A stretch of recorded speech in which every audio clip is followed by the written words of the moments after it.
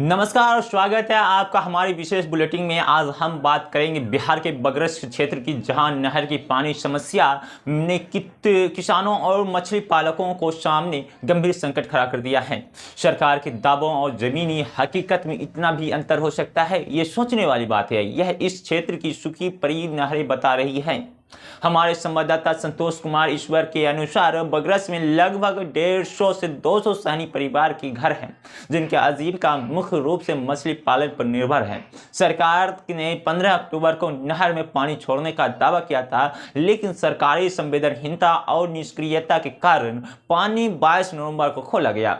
लेकिन इतना विलंब होने के बाद भी नहर की स्थिति बदला नहीं है। पानी का बहाव ना के बराबर है। नहर की पूरी तरह से गाद बटा हुए मिट्टी गंदगी से भर चुकी है, जिससे पानी आगे नहीं बढ़ पा रही है। इससे भी बड़ी चिंता की बात यह है कि नहर के तेजी से जलकुंभी भी फैल रही है। स्थानीय लोगों के अनुसार जलकुंभी, जिसे टेरर ऑफ बंगाल भी कहा जाता है, जी हाँ, सरकार एक और नहरों के में पानी छोड़ने का ढिंढोरा पीट रही है। वहीं दूसरी ओर पानी की यह बेहद धीमी गति से जलकुंभी का बढ़ता प्रकोप सरकार के दावों को फेल कर रही है। यदि तत्काल नहर की सफाई और जलकुंभी को हटाने का काम नहीं किया गया तो किसानों और फसलों और मछली पालन का काम पूरी तरह से चौपट हो जाएगा और यह जल स्रोत जल्द ही खत्म हो जाएगा। एनएन हिंदी टीवी के संवाददाता संतोष कुमार ईश्वर क्या कुछ कह रहे हैं इस खबर में, आगे देखिए।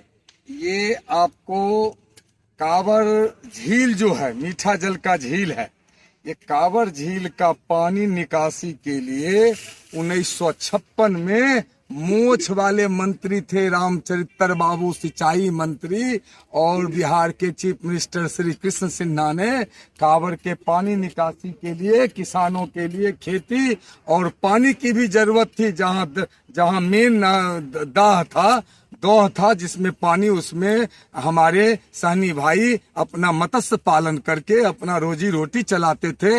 ये नाव और नास दोनों के जीविका का आधार था। नाव और नास कहते हैं हल के आगे जो नास रहता है, ये दोनों के जीविका का आधार था। ये संतोष नहर 2 पार्ट में बढ़ता है आगे जाके।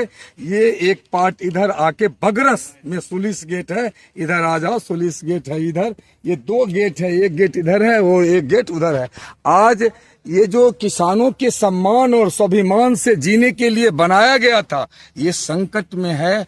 आज जेडीयू की सरकार है, जेडीयू की सरकार के जो नुमाइंदे हैं, जो उनके फॉलोअर्स हैं, वो आके यहाँ किसान के स्वाभिमान और मजदूरों के मछुआ के साथ उनके स्वाभिमान से सौदेबाजी करते हैं। इतना तो गुलामी अंग्रेज के समय भी नहीं था कि आज कहते हैं इसको 15 अक्टूबर को आज संवैधानिक जो संस्थाएं हैं, हमारे नौकरशाह जो हैं, हमारे पदाधिकारी हैं, चाहे जिससे भी जुड़े हैं, अंचलाधिकारी हों या अनुमंडलाधिकारी हों, ये सारे लोगों का कर्तव्य बनता था कि खेती के लिए खेत खाली होगा तब किसान का खेती होगा पानी निकलने के बाद। तो ये 15 अक्टूबर को खोलने का था और अक्टूबर में नहीं खुला। और चुनाव में जब वोट हो गया और लगा राजनीतिक पार्टियों को कि अमुक जातियों ने, अमुक धर्म के लोगों ने हमको वोट दिया, तो 22 नवंबर को लोगों ने आके ये सौदेबाजी किया कि हाँ आप हम गेट को खुलवा दिया। जैसा हम लोगों को मीडिया में मालूम हुआ कि 22 नवंबर को ये खोला गया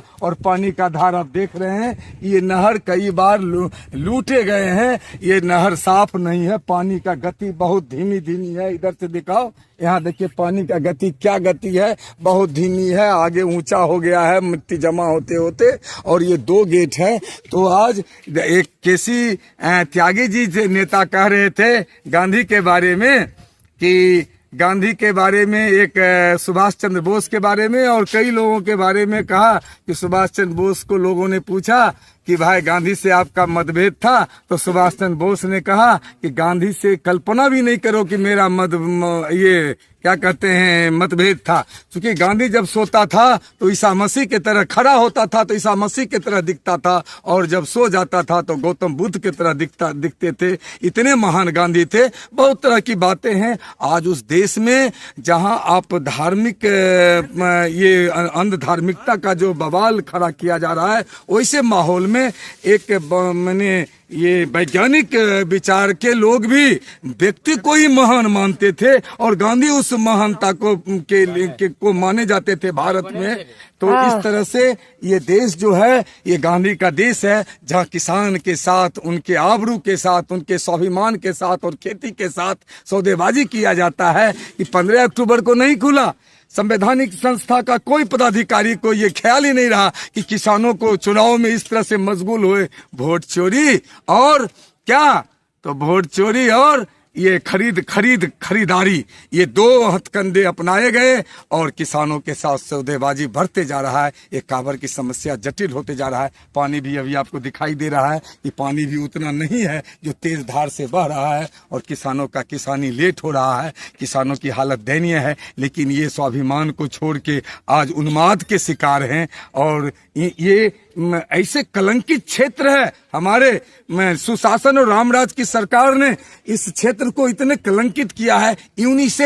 यूनिसेफ है जो राष्ट्र संघ के द्वारा कहा जाता है कि राष्ट्र संघ के द्वारा यूनिसेफ जो है United international children emergency fund, उस फंड के पैसे से अनाथ बच्चों के लिए जो फंड आता था, उन बच्चों के साथ दुर्व्यवहार किया गया, जघन्य हत्या किया गया, शर्मसार किया गया, इस क्षेत्र को कलंकित किया गया। और ऐसे एक यूनेस्को भी है राष्ट्र संघ का, जो वैज्ञानिक, जो शैक्षणिक, वैज्ञानिक और सांस्कृतिक संस्था है, जो दुनिया के बच्चों को, तो ये दुनिया में बदनाम हुआ ये क्षेत्र। आज वही क्षेत्र में किसानों के साथ सौदेबाजी चल रहा है। हम यहाँ आए हैं आपके सामने इन बातों को रखने के लिए कि कई दिनों से ये मन में हो रहा था कि किसानों के साथ इतना सौदेबाजी क्यों हो रहा है। ये सुलिस गेट खुलवाने के लिए भी किसी की कृपा की जरूरत पड़ती है। ये 1956 में बनाया गया था कि हमारे वर्तमान सरकार के द्वारा नहर तो बनाया नहीं जा रहा है, नहर तो कहीं बना नहीं है। और ये मत्स्य पालन भी देखिए होता है। यहाँ ये लोग बैठे हुए हैं, सब लोग जानते हैं, ये लोग जीरा गिराते हैं इसमें और मछली पालन करके जीवन यापन करते हैं। तो इस तरह से सरकार की तानाशाही रवैया बढ़ते जा रहा है और जनता को वोट के लिए सौदेबाजी किया जा रहा है। और वैसे चरित्र के द्वारा, जो चरित्र को विकास और किसान और गरीबों के मुद्दे से मतलब नहीं है, उसको अपनी कमाई से मतलब है, अपराध से मतलब है, तस्करी से मतलब है, भ्रष्टाचार से मतलब है। और वैसे लोगों को अगर मीडिया के लोग हमारे उद्धारकर्ता के रूप में और वो क्या कहते हैं दाता के रूप में और भगवान के रूप में अगर प्रदर्शित करते हैं, तो थोड़ा सा स्वाभिमान पर पड़ता है। आजाद भारत में लगता है कि अब हमारा आजाद भारत, आजादी लोगों का खतरे में है। इन्हीं शब्दों के साथ मैं आप लोगों के साथ संतोष कुमार ईश्वर।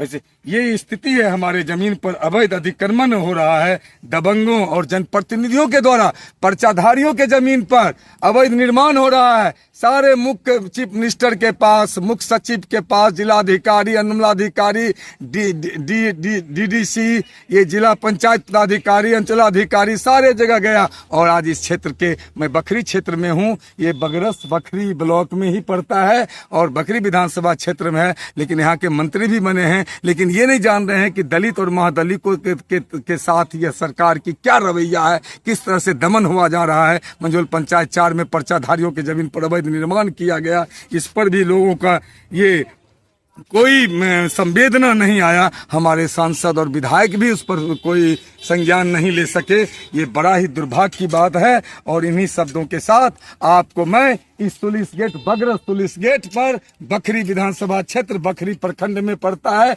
जो कांवर का झील का पानी निकासी का 1956 में बनाया गया था, आज वह भी कैद हो रहा है, गुलाम हो रहा है। इसको इस किसान के जो ये वरदान था किसानी के लिए और मत्स्य पालन के लिए, इस पर भी सौदेबाजी हो रहा है। इसी दुर्भाग्यपूर्ण बातों को मैं जनता तक पहुंचाने के लिए आया था।